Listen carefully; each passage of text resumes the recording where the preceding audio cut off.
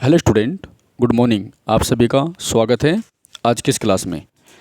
प्यारे विद्यार्थियों, जैसा कि मैंने आपको बताया था कि मैं बहुत जल्द आपके लिए आर्टिकल का पार्ट 2 लेकर आऊँगा। ठीक है, तो आज आर्टिकल का पार्ट 2 है। इससे पहले हमारा पार्ट 1 आ चुका है। जो छात्र नए हैं वो चैनल को सब्सक्राइब जरूर करें और पार्ट फर्स्ट जाके आप प्ले लिस्ट में देख सकते हैं।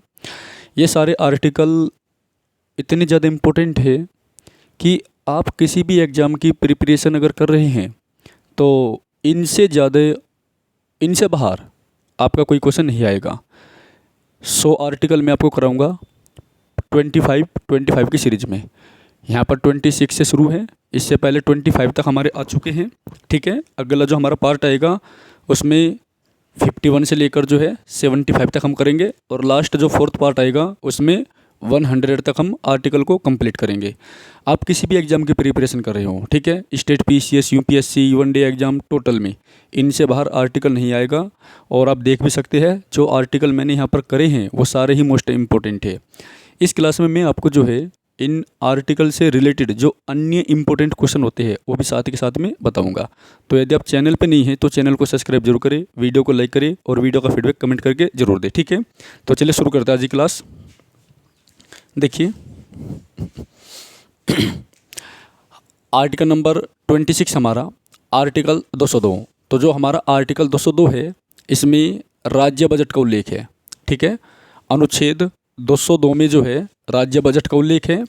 इसके बाद आर्टिकल 124 में उच्चतम न्यायालय की स्थापना का गठन है। आर्टिकल 124 में उच्चतम न्यायालय यानी सुप्रीम कोर्ट, सुप्रीम कोर्ट के गठन का उल्लेख है या सुप्रीम कोर्ट की स्थापना का उल्लेख है। कौन सा आर्टिकल में? 124 में। ठीक है, तो आर्टिकल 124 में उच्चतम न्यायालय की स्थापना या गठन का प्रावधान है। ठीक है, याद रखना, काफ़ी इम्पोर्टेंट है। अगर हम सुप्रीम कोर्ट की बात करें तो भारत में सबसे पहले 1774 में एक उच्चतम न्यायालय गठित किया गया था। 1774 में, याद रखना। उस समय बंगाल का गवर्नर जनरल जो था वारेन हेस्टिंग था और ये जो कोर्ट बना था ये रेगुलेटिंग एक्ट के द्वारा बना था कलकत्ता में। ठीक है, चलिए, और इसका जो पहला जज था वो एलिजे इम्पे था, ये भी आप याद रखना। मैं ज़्यादा फैक्ट आपको नहीं बताऊंगा, ठीक है, उससे वीडियो ज़्यादा लंबी हो जाएगी। तो मेरा मेन फोकस जो है आर्टिकल से रहेगा और एक दो जो इम्पोर्टेंट फैक्ट होगा रिलीवेंट वो मैं आपको बताऊंगा। ओके, तो आर्टिकल 124 में उच्चतम न्यायालय की स्थापना या उसके गठन का उल्लेख है। राइट। आर्टिकल 214 में राज्य के लिए उच्च न्यायालय यानी हाई कोर्ट के गठन का उल्लेख है। तो 124 में सुप्रीम कोर्ट की स्थापना का उल्लेख है, 214 में हाई कोर्ट की स्थापना का उल्लेख है। ठीक है, आर्टिकल 241, आर्टिकल 241 संघ राज्य क्षेत्रों के लिए उच्च न्यायालय होगा। जो हमारे संघ राज्य क्षेत्र होते हैं, जो हमारे केंद्र शासित प्रदेश है, उनके लिए एक उच्च न्यायालय के गठन का प्रावधान आर्टिकल 241 में है। आप ये याद रखना, संघ राज्य क्षेत्रों के लिए एक उच्च न्यायालय का उल्लेख है। ठीक है, याद रखना। आगे बढ़ते हैं। आर्टिकल 129 अनुच्छेद 129 उच्चतम न्यायालय का अभिलेख्य न्यायालय होना। मतलब जो है हमारा जो उच्चतम न्यायालय होता है ये एक अभिलेख्य न्यायालय होगा। और आप याद रखना, उच्चतम न्यायालय और हाई कोर्ट अभिलेख्य न्यायालय होते हैं। अभिलेख्य न्यायालय का मतलब होता है यहाँ की जो कार्यवाही होती है फ्यूचर के लिए उनको रिकॉर्ड किया जाता है। ठीक है, याद रखना। अभिलेख्य न्यायालय का मतलब होता है कि इनकी जो कार्यवाही होती है वहाँ पर उसको रिकॉर्ड किया जाता है। ठीक है, एज अ रोल मॉडल के रूप में। ठीक है, चलिए आगे बढ़ते हैं। अनुच्छेद 215, तो अनुच्छेद 215 में उच्चतम न्यायालय का अभिलेख्य न्यायालय होना, इस बात का उल्लेख है। ठीक है, तो 129 के द्वारा भारत का सुप्रीम कोर्ट एक अभिलेख्य न्यायालय है, जबकि आर्टिकल 215 के द्वारा जो हाई कोर्ट होते हैं, उच्च न्यायालय होते हैं, वो एक अभिलेख्य न्यायालय होते हैं। ठीक है, याद रखना, काफ़ी इंपॉर्टेंट है। आर्टिकल 32 मोस्ट इंपॉर्टेंट है, उच्चतम न्यायालय की रिट जारी करने की शक्ति। ठीक है, ये भी इम्पोर्टेंट है। आपको पता होगा 5 प्रकार की रिट जारी की जाती है, ठीक है। तो आर्टिकल 32 में उच्चतम न्यायालय की रिट जारी करने की शक्ति है। अब देखो ये अनुच्छेद इतनी इम्पोर्टेंट है, जैसा आप यहाँ देख सकते हैं 124 में ये तो स्थापना होगी, 214 में यहाँ पर 124 में उच्चतम न्यायालय की स्थापना है। तो इसी के नीचे आपको जस्ट हाई कोर्ट की स्थापना दी है, ठीक है ना। जैसे 129 के द्वारा सुप्रीम कोर्ट का अभिलेख न्यायालय होना, इसके नीचे 215 में उच्च न्यायालय का अभिलेख न्यायालय होना। तो इससे आपको आर्टिकल याद करने में आसानी रहेगी। ओके, तो आगे बढ़ते हैं हम। अनुच्छेद 32 उच्चतम न्यायालय की रिट जारी करने की शक्ति, ठीक है। 5 प्रकार की रिट हमारा सुप्रीम कोर्ट जारी करता है। ओके, यहाँ पर एक चीज़ मैं आपको बता देता हूँ, जो सुप्रीम कोर्ट है वो हमारे फंडामेंटल राइट का संरक्षक होता है, प्रहरी होता है, ठीक है। आर्टिकल 226 उच्च न्यायालय की रिट जारी करने की शक्ति, ठीक है। ये 32 में उच्चतम न्यायालय की रिट जारी करने की शक्ति, आर्टिकल 226 में हाई कोर्ट की रिट जारी करने की शक्ति का उल्लेख है, ठीक है। आर्टिकल 108 संयुक्त अधिवेशन बुलाना, यानी संयुक्त अधिवेशन जो है आर्टिकल 108 के द्वारा भारत का राष्ट्रपति बुलाता है। याद रखना, भारत का राष्ट्रपति संयुक्त अधिवेशन बुलाता है आर्टिकल 108 के द्वारा, ठीक है। क्यों बुलाता है? जब किसी विधेयक को लेकर के लोकसभा राज्यसभा में मत विभेद हो जाए, ठीक है, तो भारत का राष्ट्रपति आर्टिकल 108 का प्रयोग करके संयुक्त अधिवेशन बुलाता है। आप याद रखना, 109 में वित्त विधेयक है और 110 में धन विधेयक है, ठीक है, याद रखना ये बात भी। आर्टिकल 108 हो गया।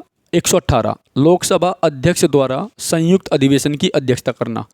जो संयुक्त अधिवेशन हमारा होता है इसकी अध्यक्षता लोकसभा का स्पीकर करता है, आप ये याद रखना, ठीक है। देखो, संयुक्त अधिवेशन को राष्ट्रपति बुलाएगा, लेकिन जो लोकसभा का स्पीकर है वो आर्टिकल 118 के द्वारा उसकी अध्यक्षता करेगा। अगर स्पीकर अब्सेंट है तो लोकसभा का उपाध्यक्ष, ठीक है। अगर स्पीकर और उपाध्यक्ष दोनों अब्सेंट है तो राज्यसभा का उपसभापति। ओके, इस स्थिति में जो राज्यसभा के सभापति यानी भारत के उपराष्ट्रपति होते हैं उनको इसकी अध्यक्षता करने का मौका नहीं मिलता है। याद रखना, काफ़ी इंपॉर्टेंट है। आगे बढ़ते हैं। आर्टिकल 262 नदी जल संबंधित विवादों का न्याय निर्णय, ठीक है। और जो हमारी नदी जल संबंधित विवाद होते हैं इनका फैसला केवल और केवल सुप्रीम कोर्ट करता है और वो फैसला माननीय होता है, ठीक है। जैसे राष्ट्रपति के चुनाव से संबंधित जो भी विवाद होते हैं उनका टोटल निपटारा हमारा सुप्रीम कोर्ट करता है। ओके, आर्टिकल 265 बिना विधि के कर न लगा जाना, ठीक है। बिना किसी कानून के हम किसी पर कर नहीं लगा सकते, टैक्स इम्पोज नहीं कर सकते। ओके, चलिए आगे बढ़ते हैं। आर्टिकल 266 संचित निधि, ये मोस्ट इंपॉर्टेंट है। संचित निधि, ये क्वेश्चन आपका आता है तो 266 में संचित निधि है और हमारे राष्ट्रपति जो संवैधानिक पद होते हैं उनका जो वेतन होता है वो किस पर भारित होता है? संचित निधि पर भारित होता है, ठीक है। आर्टिकल 267 आकस्मिक निधि, ठीक है। आकस्मिक निधि जो है 2021 यूपीपीसीएस में आता है आर्टिकल, तो आर्टिकल 267 में आकस्मिक निधि है, 266 में संचित निधि है, ठीक है, याद रखना। आर्टिकल 137 में उच्चतम न्यायालय का न्यायिक पुनर्विलोकन, ठीक है। उच्चतम न्यायालय द्वारा न्यायिक पुनर्विलोकन मतलब सुप्रीम कोर्ट के द्वारा जुडिशरी रिव्यू का उल्लेख आर्टिकल 137 में है, या अनुच्छेद 137 के द्वारा भारत का सुप्रीम कोर्ट अपने दिए गए फैसले पर विचार कर सकता है, पुनर्विलोकन कर सकता है या जुडिशरी रिव्यू कर सकता है। अगर उसको लगता है कि कोई गलती हो गई है तो अपने फैसले को वो पलट सकता है, राइट। जैसा केशव आनंद भारती केस में उसने बदला था 1973 में, राइट। चलिए आगे बढ़ते हैं। देखिए दोस्तों, अगर आप चैनल पर नहीं है तो चैनल को सब्सक्राइब जरूर करिए, बेल आइकन भी दबाइए। आर्टिकल 148, तो आर्टिकल 148 में भारत का नियंत्रक एंड महालेखा परीक्षक का उल्लेख है। इसको कैग बोलते हैं। तो जो भारत का नियंत्रक एंड महालेखा परीक्षक है यानी CAG, CAG CAG, controller and audit journal of India, ठीक है। ये हमारे जो सार्वजनिक धन होता है, जो जनता का टैक्स होता है उसका अभिभावक होता है, ठीक है। यानी पूरे देश की संपत्ति का चौधरी होता है। बात समझ में आ गई? तो कैग या नियंत्रक महालेखा परीक्षक का उल्लेख आर्टिकल 148 में है, आपको दिख रहा होगा, ठीक है। 148 में है भारत का नियंत्रक और महालेखा परीक्षक, ठीक है। आर्टिकल 280 में वित्त आयोग का उल्लेख है। तो वित्त आयोग का उल्लेख किस में है? आर्टिकल 280 में, ये आप याद रखना, ठीक है। मोस्ट इम्पोर्टेंट है, प्रत्येक 5 साल में जो है एक वित्त आयोग भारत का राष्ट्रपति गठित करता है, ठीक है। तो वित्त आयोग कौन गठित करता है? भारत का राष्ट्रपति। आर्टिकल 148 में क्या है? भारत का नियंत्रक और मालिका परीक्षक। 280 में क्या है? वित्त आयोग है, ठीक है।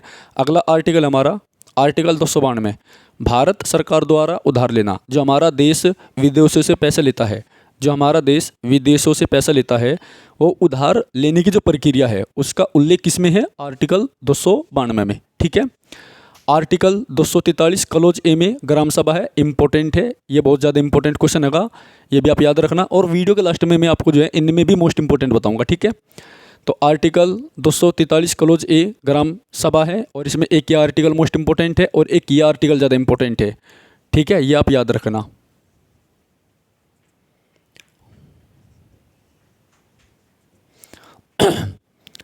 ये 45 वाला भी इंपॉर्टेंट है, आर्टिकल 243 क्लोज बी, ठीक है, पंचायतों का गठन। तो जो हमारी पंचायतें हैं, ठीक है, उनको संवैधानिक दर्जा जो है 73वें संविधान संशोधन अधिनियम 1992 के द्वारा दिया गया था, ठीक है। तो ये आर्टिकल भी आपका वेरी वेरी इंपॉर्टेंट है, ये भी क्वेश्चन आपके आते हैं। पंचायती राज का जो टॉपिक है वो ज़्यादा इंपॉर्टेंट है, okay. Article 243 close Q for queen, तो ये नगर पालिकाओं के गठन से संबंधित है। तो ये तीनों ही आर्टिकल आपके बहुत ज़्यादा इंपॉर्टेंट है, याद रखना आप इस बात को। आर्टिकल 249 के द्वारा जो हमारी संसद है वो राज्य सूची की किसी भी विषय पर कानून बना सकती है, ठीक है। अगर राज्यसभा किसी राज्य सूची के विषय को राष्ट्र हित में घोषित कर दे तो संसद उस पर कानून बना सकती है। इस बात का उल्लेख किस पर है? किस में है? आर्टिकल 249 में। ये भी मोस्ट इंपॉर्टेंट क्वेश्चन है, याद रखना। तो राज्य सूची के विषय पर कानून बनाने की संसद की शक्ति, या राष्ट्र हित के विषय पर, राज्य सूची के विषय पर, राष्ट्र हित के मामले में राज्य सूची के विषय पर कानून बनाने की संसद की जो विधि है उसका उल्लेख आर्टिकल 249 में है, ठीक है। अगला आर्टिकल हमारा ये भी बहुत ज़्यादा इंपॉर्टेंट है, संपत्ति वाला। ये तो वेरी वेरी इंपॉर्टेंट है और ये भी इंपॉर्टेंट है भाई आपका, ठीक है। तो आर्टिकल 300 क्लोज ए, संपत्ति का कानूनी अधिकार। संपत्ति का जो अधिकार है एक कानूनी अधिकार है, ठीक है, याद रखना। तो 44वें संविधान संशोधन के द्वारा, 44वें संविधान संशोधन 1978 के द्वारा, ठीक है, संपत्ति के अधिकार को एक कानूनी अधिकार बना दिया गया था, ठीक है। यानी संपत्ति का अधिकार एक विधिक अधिकार है भारत में, ये इंपॉर्टेंट है, याद रखना। आर्टिकल कौन सा है? 300 क्लोज ए, ठीक है। नेक्स्ट क्वेश्चन है आर्टिकल 312, अखिल भारतीय सेवाओं। अखिल भारतीय जो सेवाएं हमारी, उनका उल्लेख आर्टिकल 312 में है, ठीक है। अखिल भारतीय सेवाएं कौन कौन सी है? IFS है, इंडियन फॉरेन सर्विस, IAS है, इंडियन एडमिनिस्ट्रेटिव सर्विस, IPS है, इंडियन पुलिस सर्विस, ठीक है, और एक होती है इंडियन फॉरेस्ट सर्विस। तो ये हमारी अखिल भारतीय सेवाएं हैं। तो इन अखिल भारतीय सेवाओं से संबंधित जो हमारा आर्टिकल है वो 312 है। आर्टिकल 312 में अखिल भारतीय सेवाओं का उल्लेख होगा, ये आप याद रखना, ठीक है। और आखिरी का आर्टिकल क्या है हमारा आज क्लास का? आर्टिकल 315, संघ और राज्यों के लिए एक लोक सेवा आयोग का गठन किया जाएगा, ठीक है। तो संघ और राज्यों के लिए एक लोक सेवा आयोग होगा, इसका उल्लेख आर्टिकल 315 में है, ठीक है। ये मोस्ट इंपॉर्टेंट आर्टिकल थे। अब इनमें हम इंपॉर्टेंट आर्टिकल की बात कर लेते हैं, ठीक है। एक तो ये आपका इंपॉर्टेंट है, 202 इंपॉर्टेंट है, 124 इंपॉर्टेंट है, 214 भी इंपॉर्टेंट है, 129 ज़्यादा इंपॉर्टेंट है, 215 भी इंपॉर्टेंट है, 32 तो आते ही आता है मोस्ट इंपॉर्टेंट, ठीक है भाई। 226 भी इंपॉर्टेंट है, 108 वेरी इंपॉर्टेंट है, ओके। ये 118 वाला भी इंपॉर्टेंट है, 266 और 267 दोनों इंपॉर्टेंट है आपके। 137 आपको पता होना चाहिए, बहुत कम रेयर चांस से पूछता है, लेकिन ये दोनों तो बहुत ज़्यादा इंपॉर्टेंट है, वेरी वेरी इंपॉर्टेंट है, आप याद रखना इस बात को, ठीक है। बाकी दर मैंने आपको बताई दिए हैं। तो ये आज की क्लास थी, और अगर आपको क्लास अच्छी लगी हो, पसंद आई हो, तो चैनल को सब्सक्राइब जरूर करें। फिर मिलते हैं एक नई वीडियो में, तब तक के लिए धन्यवाद।